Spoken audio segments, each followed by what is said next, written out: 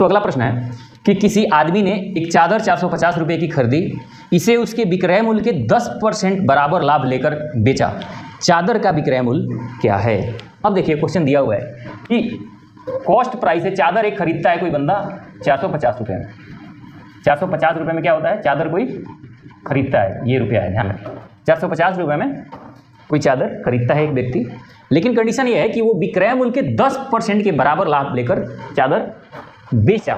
तो वस्तु का विक्रय मूल्य क्या है? अब 10% लाभ लिया है, ध्यान रखिए यहाँ 10% क्या लिया है, जो प्रॉफिट परसेंट है उसका वो 10% है। तो प्रॉफिट परसेंट 10% है, ये किस पर कैलकुलेट हो रहा है?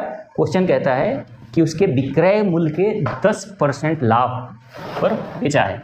तो 10% लाभ पर बेचा है विक्रय मूल्य का, यानी एसपी क्या हो जाएगा? एसपी होगा 100, क्योंकि विक्रय मूल्य पर बेचा है। सीपी हमेशा 100 होता है, लेकिन इस कंडीशन में, इस क्वेश्चन में दिया हुआ है कि विक्रय मूल्य के 10% के बराबर लाभ पर, तो विक्रय मूल्य 100 हुआ, प्रॉफिट दिया ही है कितना 10, 100 में 10, क्योंकि 10% लॉस है, 10% प्रॉफिट है, तो सीपी कितना हो जाएगा? 100 रुपये में आप कोई सामान बेच रहे हैं, 10 रुपये का प्रॉफिट लेते हैं, इसका मतलब कि 90 रुपये आपने खरीदा हुआ है। तो अब कहता है कि आप बताइए कि चादर का विक्रय मूल्य कितना है। तो ये जो कॉस्ट प्राइस है 450, ये 90 के बराबर है, क्योंकि यहाँ कितना आ रहा है कॉस्ट प्राइस, यहाँ 90 आ रहा है। इस 90 की वैल्यू 450 है, इस 90 की वैल्यू 450 है। तो पूछा है कि विक्रय मूल्य क्या है, यानी ये 100 की वैल्यू आपको बतानी है। तो 90 की वैल्यू ऐसे भी लिख सकते हैं कि 90 की वैल्यू 450, तो 100 की वैल्यू क्या होगी, क्योंकि 100 ही तो है। सेलिंग प्राइस क्या है इस कंडीशन में, 100 है, तो 100 से मल्टीप्लाई कर दिया, 9 × 5 = 45, 500 रुपया आंसर।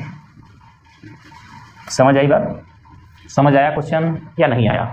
क्वेश्चन में दिया हुआ था कि चादर 450 रुपये की है, वो विक्रय मूल्य के 10% के बराबर लाभ कमाना चाहता है, यानी विक्रय मूल्य पर गणना करना चाहता है। वो किस पे? विक्रय मूल्य पर 10% की गणना करता है, यानी सेलिंग प्राइस इस कंडीशन में 100 हो जाएगी, क्योंकि क्वेश्चन में बोला हुआ है। ऐसे कॉस्ट प्राइस 100 होती है, लेकिन इस कंडीशन में सेलिंग प्राइस 100 होगी।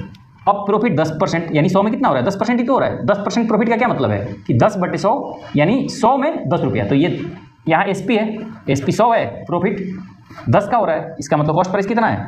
90 रुपया है। तो कहता है कि इस 90 की वैल्यू कितनी है क्वेश्चन में? 90 की वैल्यू 450 है, क्योंकि यहाँ क्वेश्चन 90 रुपया कॉस्ट प्राइस आ रहा है, यहाँ आ रहा है दिया हुआ है क्वेश्चन में 450। तो इस 90 की वैल्यू 450 है। तो सेलिंग प्राइस पूछा हुआ है, सेलिंग प्राइस कितना है? 100 है, तो 100 से गुना, जो दिया होता है उसी से भाग दे दो। यहाँ कॉस्ट प्राइस दिया हुआ है, तो यहाँ कॉस्ट प्राइस से भाग दे दो, जो निकालना है उससे गुना करो, यहाँ गुना कर दिया, आंसर आ गया 500 रुपये।